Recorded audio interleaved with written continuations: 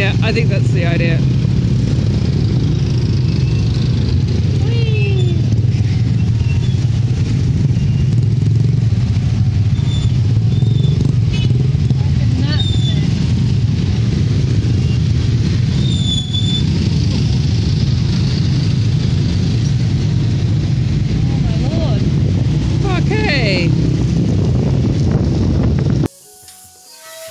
I'd welcome you into my life in Bali, just shoot a really short behind the scenes video, because I know a lot of you are asking what's it like when you're traveling around the world, how do you find your places? So welcome to my little humble 2-bedroom villa, which I found through a Facebook Ubud group, contacted the owner who happened to be a Kiwi, or she's the one organising it, and rented this out for just under $1,000 US for a whole month for 2 bedrooms. My scooter, which is just behind you, pretty awesome. So I get that for the month. What else do I get? I get a cleaner twice a week. I get gas included in that, and a donation to this villa complex that we're in that is run by the Manku, which is like the local priest. So I'll just show you, come on in. Got a little Balinese offering there from this morning, usually more flowers in it. Oh, we got little Millie the dog, who's come to say hi. Very rude, yes you are. She just welcomes herself in. And let's come on up. So this place has been all newly redone, so there's not really much to it. It's very sparse. We have some decadent, opulent furniture, which is quite typical of Indonesians. They really like this fancy stuff. It's not actually that comfortable to sit on, but you know, whatever floats your boat. And random space over here to do Balinese dancing or some yoga maybe. I don't know what the space is there for.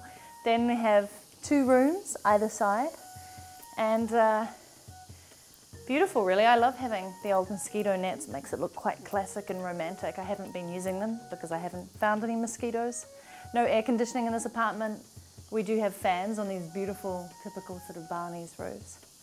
And then teak wood furniture, which is pretty typical here in Indonesia. A wardrobe with no coat hangers, as you can see, so I'm still looking pretty creased in my new Balinese style pants. And you know, I'll show you in the bathroom. This is very exciting stuff. So you get a lot of these kind of open air showers here. Normally there's a lot more open air. Some of the fancy ones will have it looking all beautiful. This is not the fanciest place, but it is all modern and new. So I would say this is a mid-range villa. But the more exciting point is it's pretty quiet. Aside from right now, you can hear cicadas, roosters, chickens, dogs barking, motorbikes. What else am I missing? Geckos, birds. So it can actually be like nature on steroids and get really, really noisy. There you go. Could you hear the rooster or a little chicken laying eggs? Maybe we'll go and check them out. But let's go and check out the beautiful part outside of my villa that we get to enjoy every day.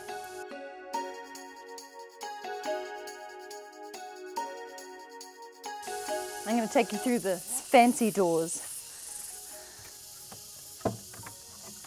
Ooh. Okay.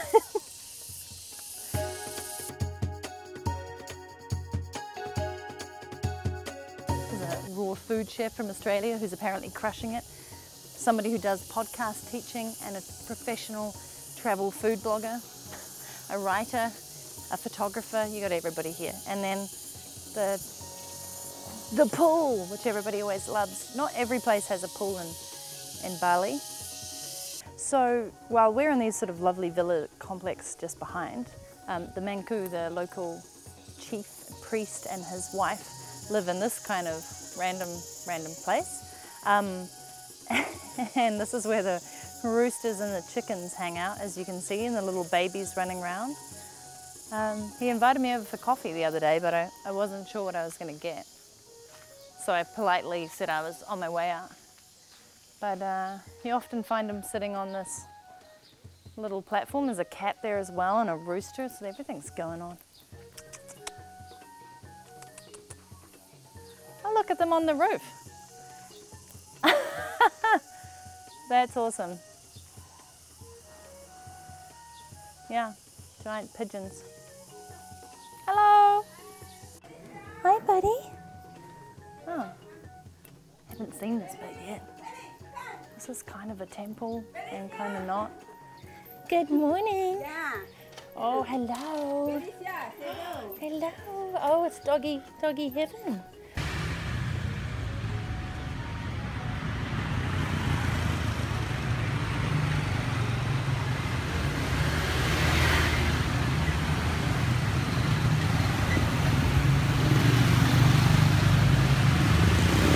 So just wanted to give you an insight into the cafe culture here.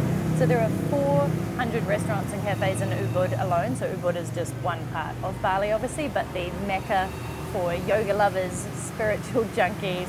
It's where Eat, Pray, Love made it even more famous. And there's just so many places to eat, and the food is great. So right now I've got something called chap chan, which is really just vegetables and chicken and this kind of super tasty broth. And I wanted to kind of give you an indication of the prices here. So the easiest way to look at it is to knock off the zeros, and that's the Australian price. So for example, 25,000 is actually $2.50 Australian. So you can kind of see that you can get breakfast for sort of between $2 and $4. You can get main meals for between sort of $3 to $6, and this is high street. This is high street prices, so this is the tourist area.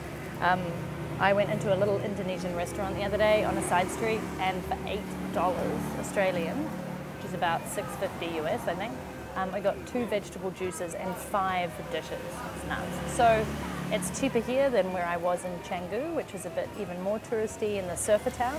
And obviously you can pay way more, or you can pay a little less. So pretty inexpensive to live here and eat really, really well every day. And it's healthy.